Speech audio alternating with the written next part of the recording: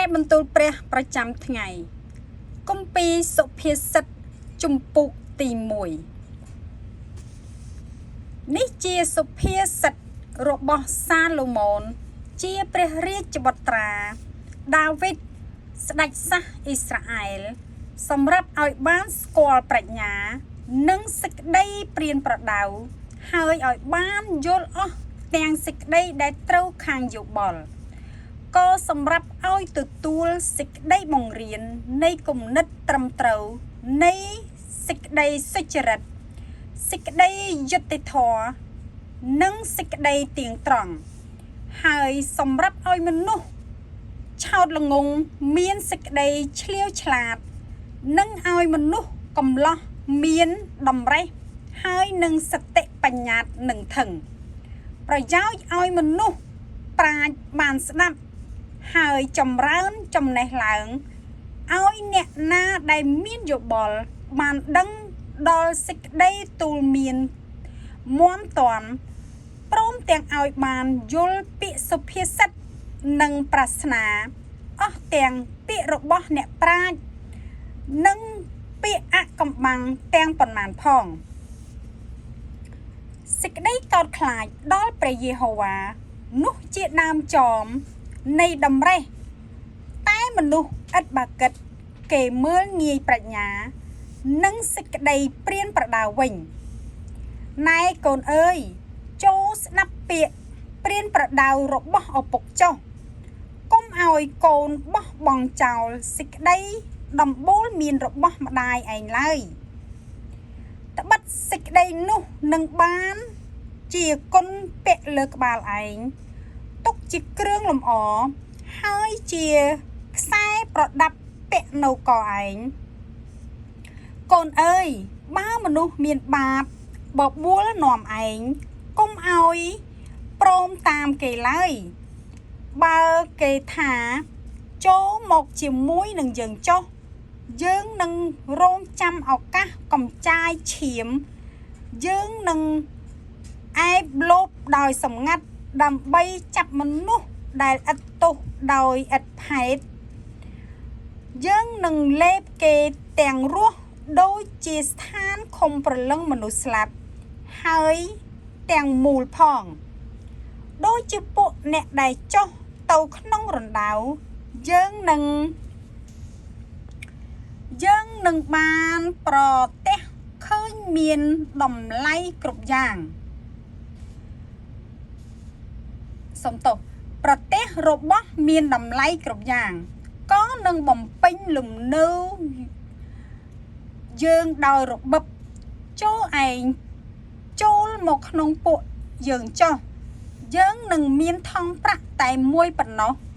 កូនអើយកុំឲ្យឯងដើរក្នុងផ្លូវជាមួយនឹងគេឡើយត្រូវឲ្យខាត់ខាំងជើងឯងមិនឲ្យចូលទៅក្នុងផ្លូវច្រករបស់គេវិញត្បិតជើងគេរត់តាមតែសេចក្តីអាក្រក់ទេគេក៏រហ័សនឹងកំចាយឈាមផងពីព្រោះការដែលដាក់លុប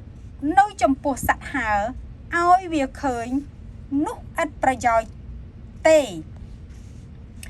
ឯពួកនោះគេរងចាំតែនឹងកំចាយឈាមរបស់ខ្លួនគេហើយក៏អែបលោប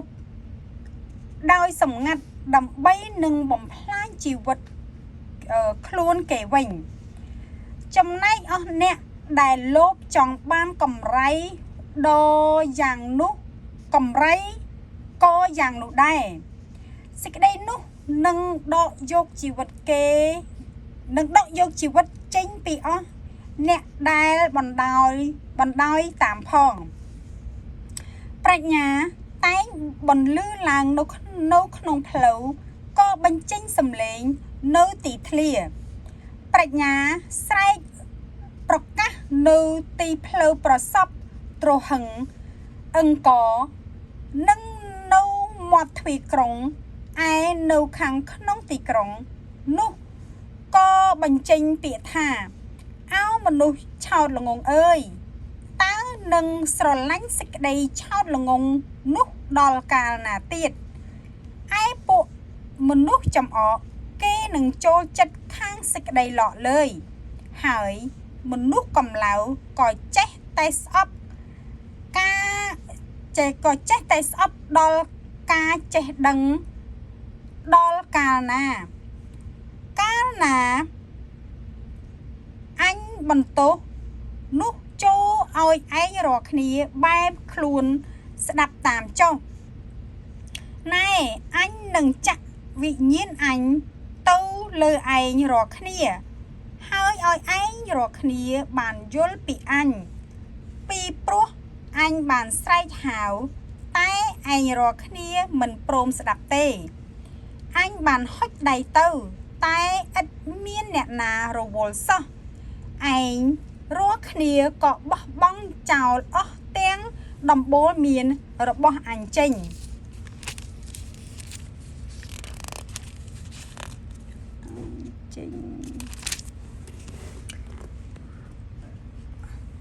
ដំបូលមានរបស់អញចេញហើយមិនព្រមទទួលពាក្យបន្ទោសរបស់អញទេ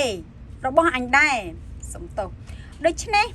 អញនឹងសើចដែរក្នុងថ្ងៃដែលឯងរាល់គ្នាត្រូវអន្តរាយ